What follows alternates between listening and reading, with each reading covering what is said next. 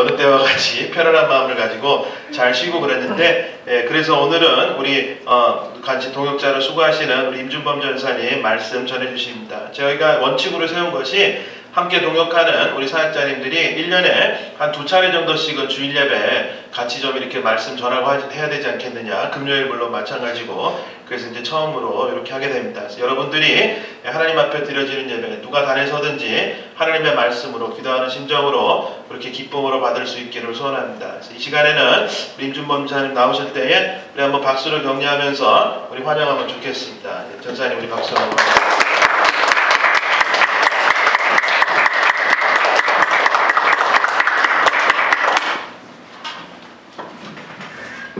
감사합니다. 저는 부담스러운 토요일을 보냈는데.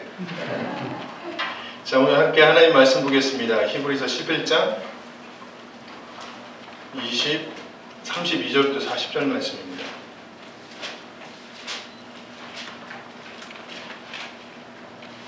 다 찾으셨으면 제가 한 절, 그리고 여러분이 한 절, 우리가 서로 사이좋게 교독하도록 하겠습니다. 내가 무슨 말을 다 하겠습니까? 기드온, 바락, 삼손, 입다, 다윗, 사무엘, 그리고 예언자들의 일을 말하려면 시간이 모자랄 것입니다. 그들은 일부러 나라를 정하고 정의를 실천하고 약속된 것을 막고 사자에게 망하고 불이 위력을 꺾고 칼날을 피하고 약한 데서 강해지고 전쟁에서 용맹을 떨치고 외국 군대를 물리쳤습니다. 믿음으로 여자들은 죽었다가 부활하는 것을 자신까지 않습니다. 또 어떤 여자들은 눈물을 흘리면서 더 좋은 부활의 삶을 원하자 하고 또 어떤 이들은 조롱을 받기도 하고 채찍을 맞기도 하고 심지어 결박을 당하기도 하고 감옥에 갇히기까지 하면서 시련을 겪었습니다.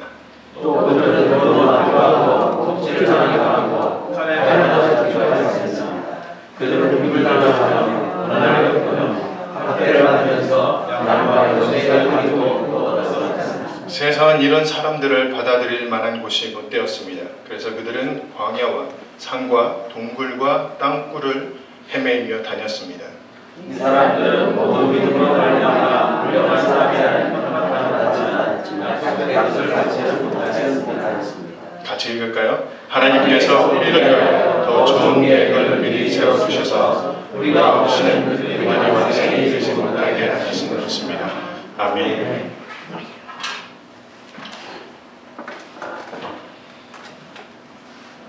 그 사역자들이 교회에서 사역하다 보면서 가장 힘들고 부담될 때가 있습니다. 그때가 언제냐면 처음 설교할 때예요.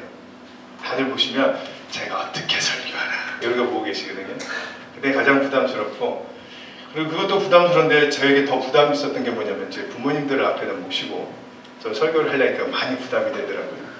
제가 그래서 가만히 생각해 봤습니다. 한 8년 전에 제가 처음으로 제 부모님들을 모시고 그때 설교를 한 적이 있었어요. 그때가 언제였냐면 제 아버님의 한갑잔치 때 제가 예배드리면서 설교를 했던 기억이 납니다. 그리고 이제 8년 만에 이제 그 다음 처음에 설교하는데 참 많이 부담도 되지만 참 좋은 추억이 되겠다라는 그런 생각들이 들었습니다. 근데 참 부담 가운데 제가 오늘 공교롭게도 아침에 식사를 죽을 하고 왔어요.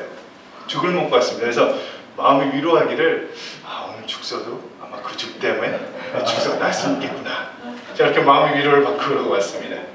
사람들이 히브리서 11장 흔히 말하기를 믿음의 장이라고 이렇게 얘기를 합니다. 오늘 함께 읽은 이 본문을 통해서 우리가 믿음에 대해서 함께 좀 나눠보고자 합니다. 인도 사람들이 가장 잘 사용하는 그런 우화 중에 이런 재밌는 이야기가 있습니다. 그게 뭐냐면 옛날에 쥐 한 마리가 살았어요. 근데 이 쥐가 가장 무서운 게 여러분 뭔지 아십니까? 그렇죠. 어느 분이 속삭여 주셨어요. 고양이라고. 감사합니다. 고양이를 너무나 무서워하는데 이 쥐의 걱정이 뭐였냐면 내가 그 고양이한테 잡혀먹으면 어떡할까? 항상 그 걱정 속에서 이 쥐가 살고 있었습니다. 근데 하나님이 이렇게 보시고 그 쥐를 불쌍히 여기셔서 그 쥐를 고양이로 만들어 주셨습니다. 아니 그랬더니 고양이가 된 이 쥐가 또 걱정이 생긴 겁니다. 뭐냐면 이제는 개가 무섭다는 겁니다. 하나님 참 마음도 좋으시죠. 그 쥐를 다시 개로 만들어 주셨습니다. 그랬더니 쥐가 만족했을까요? 아니요. 이번엔 호랑이가 무섭대요. 그래서 하나님이 참 인자하신 것 같아요. 그래서 그 쥐를 다시 호랑이로 만들어 주셨습니다. 호랑이 하면 동물 중에 맹수잖아요. 가장 우의 동물이잖아요. 그 쥐가 과연 만족했을까요, 여러분? 아니요. 이 쥐는 이제는 사냥꾼이 무섭다고 난리치기 시작합니다. 이렇게 보시더니 하나님이 그 쥐에게 이런 말씀을 하셨습니다. 너는 다시 도로 쥐가 되어야겠다. 너를 무엇으로 만들어주든지 간에 네 마음속에는 쥐의 마음이 있으니 어쩔 수가 없지 않겠냐라고 이렇게 얘기하셨다는 겁니다. 우리가 우리의 외적인 조건들 우리가 변화시키게 되면 우리의 삶 속에서 그 귀중한 변화들이 일어날 거라고 알지만 그렇지 않다는 것입니다. 아무리 우리의 겉모습을, 우리의 외적인 그런 것들을 바꾸어 놓아도 여전히 우리 마음속에는 그 쥐의 마음이 있기 때문에 우리는 그 쥐의 수준에서 못 벗어나는 것처럼 우리 심령 속에 진정한 변화가 일어나지 아니하면 우리의 삶의 열매는 일어날 수가 없다라는 것입니다. 오늘날 많은 사람들이 참 겉모습을, 겉모양을 외적으로 다른 사람들에게 보이는 것들을 가장 중요하게 생각합니다. 그리고 그것들을 가지고 그 사람의 인생이 성공했느냐 아니면 실패했느냐를 이야기하고 결정합니다. 여기 계신 여러분은 좀 어떠신 것 같으세요? 어떤 사람의 그 외적인 모습을 가지고 우리가 그 사람이 성공했는지 실패했는지 이야기하고 있지는 않습니까? 그런데 하나님은 그런 것들에 관심 있는 것이 아니라 더욱더 우리 마음속에 무엇을 품고 사는지에 대해서 더 많은 관심을 가지고 계신다는 것입니다. 흔히 이런 열등감을 갖고 사시는 분들에게 질문을 해보면 그런 분들이 이런 대답을 한다고 합니다. 아직 내가 부족해서, 아직 내가 배운 것이 없고 내가 배운 것이 너무나도 적어서 내가 이렇게 살고 있습니다 라고 그렇게 대답한다고 합니다. 근데 과연 우리의 그런 외적인 조건들이 우리를 초라하게 만들고 당당하게 살지 못하게 만드는지 우리가 한번 곰곰이 생각해 봐야 할 것입니다. 외적인 조건들이 나를 초라하고 나를 누추하게 만들어가는 것이 아니라 나의 마음속에 품어야 할 바른 마음, 나의 마음속에 가져야 될 그 긍지가 없기 때문에, 그것을 품고 살지 못하기 때문에 우리는 쫓기듯이 우리는 또한 초라하게 살아가는 것 아닌지 한번 생각해 봐야 합니다. 그러므로 우리가 우리 삶을 당당하게 살아가고 내가 모든 사람 앞에서 떳떳이 나의 삶을, 나의 인생을 전개해 나가길 원한다면 우리 마음속에 바른 것을 품는 것이 필요합니다. 우리가 무엇을 마음에 품게 되면 우리의 그런 외적인 연약함, 그리고 부족함에도 불구하고 힘차고 당찬 존재로 우리의 삶을 살아갈 수 있을까요? 그것은 우리가 생각한 것보다 아주 간단합니다. 그리고 어렵지 않습니다. 그것은 바로 믿음입니다. 우리가 다른 것을 갖추지 못하였어도 우리 마음 가운데 그 믿음을 가지게 되면 우리는 당당한 인생이 될 수가 있습니다. 그리고 믿음을 소유하게 되면 외적인 조건이 남들이 보기에는 아무리 초라해 보이고 연약해 보일지라도 우리는 힘있는 인생을, 힘있는 사람으로 우리의 삶들을, 우리의 인생들을 정복하면서 나아갈 수가 있습니다. 왜냐하면 하나님께서 그 믿음 가운데에 부어주시는 놀라운 능력이 그 안에 내포되어 있기 때문입니다. 우리 그리스도인들은 믿음이 주는 이 놀라운 능력을 가지고 살아갈 때에 세상을 이길 수 있습니다. 그리고 불의를 이길 수 있습니다. 그리고 하나님의 사람답게 그리고 당당하게 살아갈 수가 있습니다. 근데 사실 이 하나님의 교회도 마찬가지입니다. 그리고 동일합니다. 교회가 교회다워질 수 있는 비결은 교회적인 규모나 잘 짜여져 있는 시스템이나 그리고 잘 되어 있는 그런 프로그램들에 의해서 그 교회가 교회다워지는 것이 아니라 그 교회 안에 믿음을 소유하게 될 때에 세상이 함부로 그 교회를 넘어뜨릴 수 없는 그런 당당하고 든든한 교회, 그리고 하나님 앞에 영광 드리는 그런 교회가 되는 줄 믿습니다. 이런 면에서 우리의 마음 가운데 소유될 그 믿음의 능력을 가지고 하나님의 뜻을 잘 감당해 나가길 원합니다. 오늘 함께 봤던 그 성경에 보시면, 본문을 보시면 지금까지 나왔던 위대한 인물들의 그 믿음의 용사들의 이름을 열거하면서 그 말씀 속에 이들 삶의 마지막 결론을 32절에 이렇게 얘기하고 있습니다. 32절을 보시면 내가 무슨 말을 더하겠습니까? 기드온, 바락, 삼손, 입다, 다니엘, 사무엘, 그리고 예언자들을 두고 말하려면 시간이 모자랄 터이니 말입니다. 얼마나 그 믿음의 용사가 많았는지 그 사람들의 이름을 하나하나 낱낱이 다 말할 수가 없다라고 얘기합니다. 그리고 그들이 행했던 엄청난 사건들이 얼마나 많은지 오늘 성경 저자는 그들의 모든 행적을 말하려면 엄청난 시간이 필요하다고, 시간이 모자라다고 오늘 성경을 통해서 이야기하고 있습니다. 이와 같이 믿음으로 살았던 위대한 사람들이 너무나 많은 그 사역의 열매들을 그들의 삶 가운데서 이루어 나갔는데, 그들을 가만히 들여다보면 재미있는 현상을 발견할 수가 있습니다. 오늘 등장한 그들의 삶을 보면 두 가지의 특징을 우리는 발견합니다. 첫 번째 특징이 뭐냐면 그들이 살았던 그 시대의 이들은 소수의 사람이었다는 겁니다. 믿음을 가지고 바로 서 있었던 사람들은 언제나 다수의 사람이 아니라 언제나 소수의 사람, 적은 사람, 아주 연약해 있는 그런 바로 없는 사람이었다는 것입니다. 예를 들어 엘리야 시대를 생각해 보면 이렇습니다. 엘리야가 살았던 그 시대에는 아합 왕이 그 나라를 통치하고 있었습니다. 근데 이스라엘 전체가 바알을 섬기는 우상 숭배자들이었습니다. 근데 믿음으로 바로 서서 하나님의 말씀을 바르게 선포했던 그 엘리야, 그 한 사람밖에 하나님 앞에 믿음으로 서 있는 사람은 없었습니다. 그 엘리야를 생각해 보면 분명히 극소수의, 그리고 아주 적은 숫자의 사람이었습니다. 여러분도 잘 아시죠? 850대 1.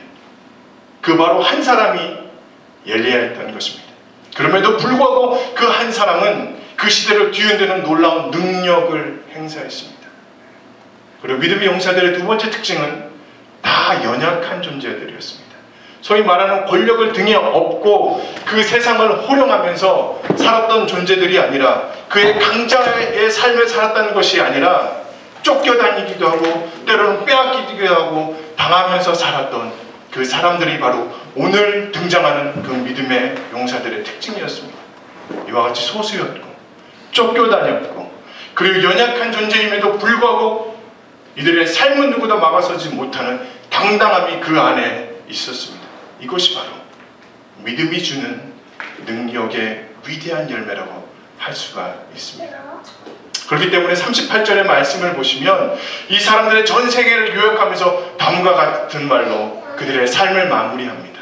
38절에 보시면 세상은 이런 사람들을 받아들일 만한 곳이 못 되었습니다.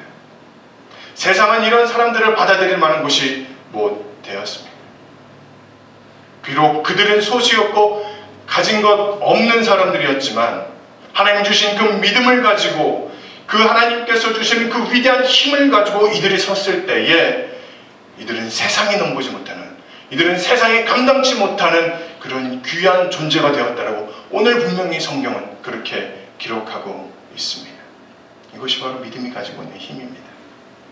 오늘 우리에게 이 믿음이 가지고 있는 힘이 필요합니다. 그 믿음이 우리 가정 속에 능력을 발휘하기 시작하면 우리의 가정이 변화되기 시작합니다. 그 믿음이 우리 교회 가운데 강력하게 역사될 때에 하나님의 교회가 권세 있는 교회로 변화될 수가 있는 것입니다. 그러므로 우리가 세상의 권세나 그런 부유함이나 지위 같은 세상의 것은 없다 할지라도 이 믿음만을 분명히 가진 사람이 된다면 이 믿음만의 능력으로 그 우리 모두의 삶 가운데서 연약함과 외적인 것들을 우리가 다 승리하며 이루어나가는 우리 모두가 되기를 간절히 소망합니다. 그렇다면 우리가 이 믿음을 가지게 됐을 때에 어떠한 능력이 우리 삶 속에서 구체적으로 나타나게 될까요? 오늘 본문 속에 믿음을 가지게 됐을 때에 나타나는 그 능력을 하나씩 잘 묘사해주고 있습니다. 바로 첫 번째 그 능력은 바로 불의 앞에서도 꺾이지 아니하는 그런 힘을 가지고 있다라고 이렇게 이야기합니다. 불의가 우리가 공격해와도 우리가 그 불의 앞에서 굴복하지 않는 그 바로 능력이 믿음이 주는 힘의 능력입니다. 33절을 보시면 이와 같이 말씀하고 있습니다. 믿음으로 그들은 나라들을 정복하고 정의를 실천하고 약속된 것을 받고 사자의 입을 막았다라고 이렇게 설명합니다. 여기에 보시면 나라들을 정복했다라고 이렇게 얘기합니다. 여기서 말하는 그 나라들은 하나님을 대적하는 나라, 즉 세상의 악한 세력 그리고 사탄의 권세들을 뜻합니다. 근데 이런 악한 나라의 세력들을 믿음으로 정복해서 그 안에 의의를 드러나게 되었다라고 오늘 분명히 성경은 이야기하고 있습니다. 여기에 믿음에 가지는 첫 번째 권세가 있습니다. 우리가 믿음을 가지게 되면 어두운 세력이 우리를 침범할 수가 없습니다. 악한 세상 가운데서 우리는 당당하게 승리자가 될 수가 있고 그리고 살아갈 수가 있는 것입니다. 아무리 마귀가 우리를 삼킬 듯이 공격한다 할지라도, 우리에게 덤벼든다 할지라도 우리 안에 그 믿음만 든든히 잡고 있다면, 그 믿음만 든든히 서 있다 한다면 우리는 어느 것도 두려워하거나 어디에서도 꺾어지지 않는다라고 오늘 말씀을 통해 우리에게 약속을 주십니다. 근데 여기에 바로 그런 좋은 예가 아마 구약 성경에 나오는 그 다니엘의 예인 것 같습니다. 이 다니엘은 히브리 청년이었습니다. 근데 자신의 민족을 멸망시킨 그 원수의 나라, 그 나라 바벨론의 포로로 끌려간 청년이 바로 이 다니엘이었습니다. 근데 이 다니엘의 믿음이 얼마나 뛰어났는지, 그리고 그 앞에 지혜와 총명이 얼마나 뛰어났는지 하나님께서는 그에게 성령의 지혜를 부어주셔서 포로로 잡혀갔던 그 나라에, 그리고 그 땅 바벨론을 다스리는 국무총리로 세워주셨습니다. 이렇게 하나님을 섬기는 사람이 높은 자리에 올라가니까 주변의 사람들이 시기하기 시작합니다. 그를 질투하기 시작합니다. 그리고 그를 그 자리에서 끌어내리려고 온갖 노력들을 합니다. 그래서 이들이 음모를 꾸미기 시작했습니다. 그리고 그들이 왕에게 찾아가서 왕에게 이렇게 얘기합니다. 왕이시여, 지금부터 30일 동안 왕이 아닌 다른 신에게 기도하는 사람이 있거든. 그 사람을 반드시 잡아다가 사자굴에 던지십시오. 이 왕이 그 조서를 받고 거기다 서명을 합니다. 그리고 그렇게 하도록 허락을 했습니다. 근데 왕은 그 음모 뒤에 감춰져 있는 그 속셈을 알지 못했습니다. 그러나 다니엘은 그들의 속마음을 알았습니다. 그들의 뜻을 알았습니다. 그럼에도 불구하고 그는 하나님 앞에 매일매일 해오던 대로 하루에 3번씩 예루살렘을 향해 창문을 열어놓고 기도하기 시작합니다. 여러분이 지금 현재 이 다니엘이라면 어떻게 하시겠습니까?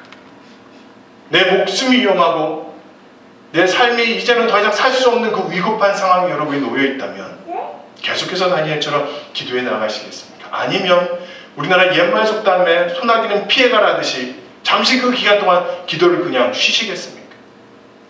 근데 오늘 다니엘은 자신이 계속 기도하면 체포당할 것을 뻔히 알고, 그리고 체포당하면 사자굴에 던져져서 그 가운데서 죽음을 당할 것을 뻔히 알면서도 그는 그 불의 앞에 굴하지 아니하고 하나님 앞에 기도하면서 나아갔습니다. 그런 다니엘은 뻔한 결과로 체포됩니다. 그리고 사자굴에 던져지게 되었습니다. 근데 분명히 사자굴에 던져졌는데 참 이상한 일이 그 안에서 발생하는 겁니다. 이 사자가 그 다니엘을 잡아먹지 않는 것입니다. 왜? 그 사자가 배고프지 않아서, 아니면 소화불량이어서, 아니면 배탈이 나서? 아닙니다. 분명히 성경에는 하나님께서 그 사자의 입을 막아버렸다라고 그렇게 기록하고 있습니다. 하나님께서 이렇게 하셨기 때문에 아무리 굶주린 사자가 그 가운데 있었어도 다니엘을 삼키지 못하였다고 성경은 증언하고 있습니다. 그래서 참 재밌는 사실은 그 다니엘을 음해하려 했던 그 사람들을 그 사자굴에 다시 집어넣어 버리니까 그 사자가 순식간에 다 잡아먹어 버린 것입니다. 이것이 믿음이 남길 수 있는 놀라운 기적입니다. 우리가 하나님을 신뢰하고 어떠한 어려운 상황 가운데서도 우리에게 주신 그 믿음을 저버리지 않게 된다면 하나님은 그 사자의 입을 막아주실 것입니다. 그리고 그 사자굴 속에서라도 우리의 머리털을 하나도 상하지 아니하고 건져주시는 하나님을 우리 삶 가운데서 놀랍게 드러나실 것입니다. 어떻게 보면 참 우리가 살고 있는 이 시대는 참으로 악한 시대입니다. 그리고 어두운 시대입니다. 타락이 이 안에는 너무나 가득해 있고요. 이 안에는 거짓이 너무나 가득하고 술수가 너무나 가득합니다. 그리고 불의한 자가 성공하는 시대입니다. 올바르게 사는 사람이 성공하는 것이 아니라 편법으로, 그렇지 않은 방법으로 사는 사람들이 더 잘 먹고 잘 사고 떵떵거리는 시대입니다. 그리고 그 불의 앞에 타협하지 않고는 살 수 없는 시대가 바로 지금 우리가 살고 있는 이 시대, 이 땅입니다. 이처럼 어두운 권세가 우리를 살고 있는 이 시대를 지배한다 할지라도 우리가 믿음을 가지게 되면 하나님 앞에 빛난 인생으로 쓰임받을 수가 있습니다. 그리고 절대로 멸망하지 아니하고 오히려 더 찬란하고 영광스러운 삶을 우리는 이루어 나갈 수가 있습니다. 그러므로 우리에게 믿음만이 있다면, 하나님을 향한 그 신뢰만이 있다면 우리는 그 믿음 불의 앞에서도 당당하게 승리자가 될 수 있을 것입니다. 두 번째로 믿음을 가지게 되면 역경에도 불구하고 큰 꿈을 가지고 하나님께 나아갈 수가 있습니다. 항상 좀 많은 사람들이 그렇게 생각합니다. 내 안에 믿음만 있으면, 내가 하나님을 만나기만 하면 내 삶은 정말 평탄대로로 이루어질 거야. 사실 저도 그랬습니다. 하나님을 처음 만났더니요, 기도하는 것마다 하나님 너무나 잘 들어주십니다. 내 삶의 문제들을 하나둘씩 헤쳐나가고 치워주시기 시작하시는데 와, 그처럼 스릴 있고 재밌는 일이 없습니다. 근데요, 꼭 그런 것만은 아니더라. 내 신앙이 성장하면 성장할수록 그렇지 않는 일들이 발생하는 것들을 보았습니다. 근데 오늘 성경도 그 반대의 경우를 동일하게 말씀하고 있습니다. 물론 우리가 믿음을 가졌기 때문에 성공자가 될 수 있습니다. 우리 안에 믿음이 있기 때문에 기적 또한도 행할 수 있습니다. 그런데 정 반대의 경우도 가능하다고 오늘 성경을 통해 말씀하고 계십니다. 35절을 보시면 여자들은 죽었다가 부활한 가족들을 다시 만났다라고 이렇게 전반부에 얘기하고 있습니다. 아마도 이 말씀은 구약 성경에 나오는 사렙대 과부나 아니면 수넴 여인과 같은 그 죽은 아들을 살려줬던 그런 기록들을, 그런 역사들을 이렇게 서술하고 있는 것 같습니다. 근데 그 다음을 보시면 또 어떤 이들은 고문을 당하면서도 더 좋은 부활의 삶을 얻고자 하여 구태여 노연하기를 바라지 않았습니다 라고 이야기합니다. 근데 이와 같은 경우는 구약 성경이나 신약 성경을 이렇게 찾아봐도 그렇게 많이 나와 있지 않는 것 같습니다. 그래서 성서학자들은, 성경을 연구하는 성서학자들은 이 부분에 있어서 아마도 이런 사건들은 중간시대 때에 일어난 거라고 이렇게 얘기합니다. 여기 말해서는 중간시대는 구약 성경이 끝나고 말라기가 끝나고 다음 예수님이 오시기 전에, 그러니까 신약 성경이 시작하기 전 그 400년을 중간시대라고 이렇게 이야기합니다. 근데 이 중간시대 400년이 유대인들의 그 역사 가운데 굉장한 격동의 역사들이 그 안에 있었습니다. 특별히 그 시리아 왕이었던 안티오쿠스 4세라는 그런 왕이 있었는데 그 왕이 바로 이 중간시대에 등장한 왕입니다. 이 왕은 헬라주의를 널리 퍼치길 원했습니다. 근데 그러다 보니까 이 이스라엘의 그 유대 종교가 자꾸 자기와 맞닥뜨리는 겁니다. 그들이 아무리 하려도 받아들이지 않는 겁니다. 그러자 이 왕이 그 유대 종교를 말살하고자 하는 그 정책을 핍니다. 그리고 그거에 굉장한 대표적인 왕이었습니다. 그는 그냥 평범한 방법으로는 이 유대 종교가 멸망하지 않을 것을 알았기 때문에 가장 잔인한 방법으로, 사람이 할 수 있는 가장 악독한 방법을 시도합니다. 그래서 그들이 경건시 여기는 그 성전과 지성소를 의도적으로 다 회파하고 그 안에 돼지피를 뿌려버리고 그 속에 주피터의 신상을 세우는, 하나님을 가장 모독할 수 있는 방법으로 모독했던 바로 그 왕이 안티오쿠스 4세였습니다. 그래서 이 이스라엘 백성들, 유대인들은 지금도 이 왕을 잃어버리지 않는다고 합니다. 예수님께서 종말론을 말씀하실 때에 누구든지 거룩하지 못한 자가 선 것을 보거든 종말이 가까운 것을 알라고 하셨는데, 그때 그 거룩한 곳에 서지 못할 자가 바로 주님 오시기 직전에 나타날 바로 그 적그리스도를 말하는 것입니다. 그랬던 중간시대에 나타났던 이 안티오쿠스 4세가 바로 그 적그리스도의 예표라고 할 수 있습니다. 그는 가장 잔인했습니다. 그는 가장 불경건한 사람이었습니다. 그런데 유대인들 가운데에 무수히 많은 사람들이 이 왕 때문에 처참히 죽어 나가야만 했습니다. 다른 이유가 아니라 바로 유대교를 믿는다는 그 이유 하나만으로 이들은 처참하게 죽어가야 했습니다. 이런 상황을 좀 잘 나타내주는 예로 한 어머니가 아들을 낳았습니다. 그런데 그 유대인들의 그 풍습이나 전통에 따르면 아들을 낳으면 8일 만에 할례를 행합니다. 근데 그 할례를 행했다는 그 이유 하나만으로 그 아들과 어머니를 잡아다가 아들을 그 자리에서 죽이고 그 아들을 어머니 목에 맨 다음에 하루 종일 예루살렘을 돌게 했다라고 합니다. 또 다른 한 가지 예로는 한 어머니에게 7명의 아들이 있었습니다. 근데 이들이 돼지고기를 먹지 않는다는 그 이유 하나만으로 이 왕 앞에 서게 된 것입니다. 그리고 그 왕이 그 어머니와 7명의 아들에게 얘기합니다. 너희가 만약 지금 이 자리에서 돼지고기를 먹는다 한다면, 아니 먹는다면, 즉 너희들이 하나님을 배반하고 하나님의 그 율법을 어긴다면 내가 너희들의 목숨을 살려주겠다라고 그렇게 이야기합니다. 그러자 그 어머니가 7명의 아들을 향해서 이렇게 외칩니다. 너희들은 누구를 두려워해야 하는지 알고 있지? 우리를 창조하시고 인도하신 그 여호와를 두려워해야 해. 너희들은 잠깐 생명을 보존하기 위해서 여호와를 배신한다면 너희들은 영원히 후회하게 될 거야. 그래서 그 어머니가 보는 눈앞에서 첫 번째 아들부터 시작해서 7번째 아들까지 처형을 당하게 됩니다. 어머니가 가장 마음이 아플 때가 언제일까요? 그 다름이 아니라 자신이 사랑하는 그 자녀가 고통당할 때일 겁니다. 아파할 때일 겁니다. 근데 이 어머니는 한 명의 자녀가 아닌 7명의 아이들이 그 어머니가 보는 눈앞에서 죽임을 당하기 시작합니다. 한 아이는 목에 잘려 죽기도 하고, 한 아이는 손과 발이 잘려서 죽어가기 시작합니다. 그리고 또 어떤 아이는 그 껍질을 벗겨가면서 그 아이를 죽여갑니다. 그러고 보는 어머니의 심정은 어땠을까요?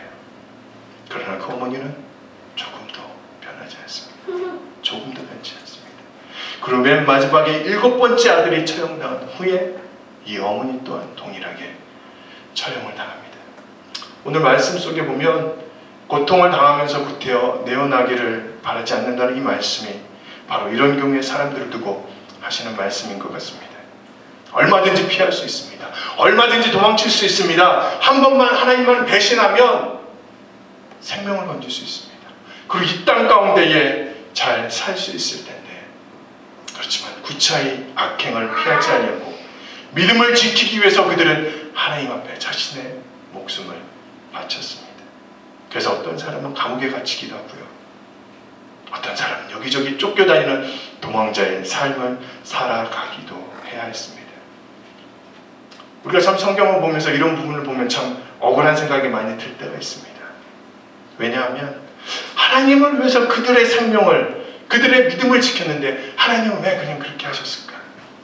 왜 이렇게 죽음을 당하게 하나님께서 하시고 그런 비참한 처를 맞이하게 하셨을까? 그러나 이것은 하나님을 향한 믿음이 그들 안에 분명히 있었기 때문에 주어진 결과였습니다. 그 믿음이 자신의 목숨을 위협받는 그 역경 속에서도 당당하게 그 길을 걸어갈 수 있도록 했던 것입니다. 우리는 흔히 이런 생각들을 많이 합니다. 하나님을 믿으면 내가 하나님의 뜻 하시는 거야. 내가 하나님을 믿으면 성공만 할 거야. 그리고 내가 출세만 할 거야. 우리는 그런 생각들을 많이 합니다. 그런데 왜 믿었는데도 불구하고 빼앗기고 당하는 고통을 겪어야 합니까?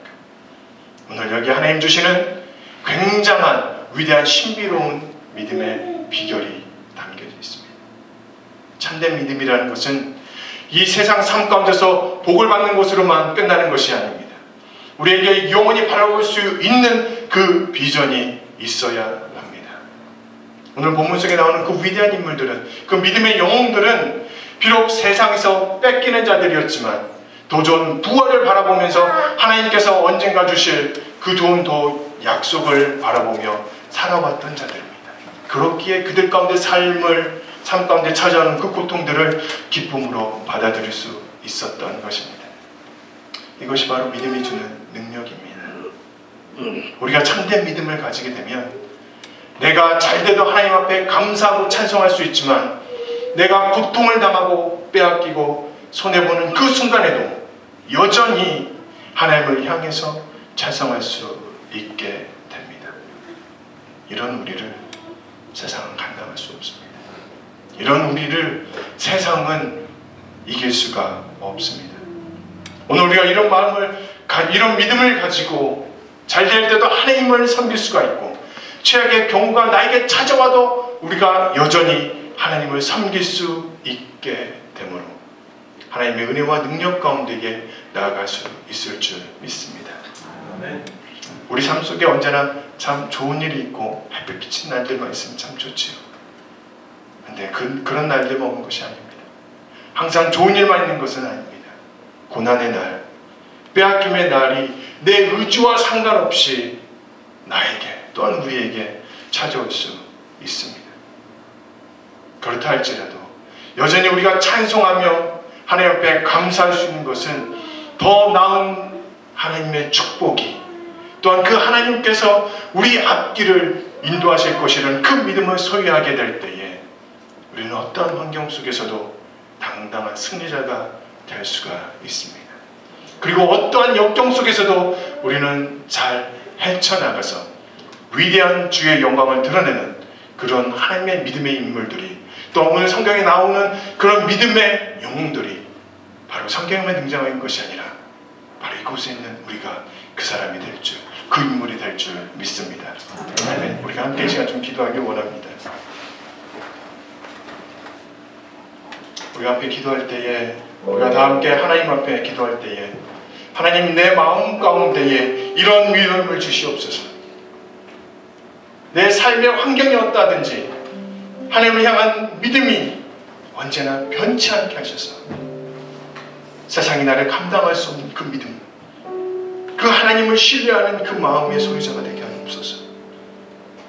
그래서 불의를 믿음으로 정복하게 하시고 최악의 여건 가운데서도 하나님을 신뢰할 수 있는 그 믿음을 통해 하나님의 빛을 발하며 영광을 드러내는 그런 귀한 삶을 살 수 있게 해달라고 우리가 간절한 마음으로 주 앞에 기도하며 나아가기 원합니다. 다 함께 기도하시겠습니다. 하나님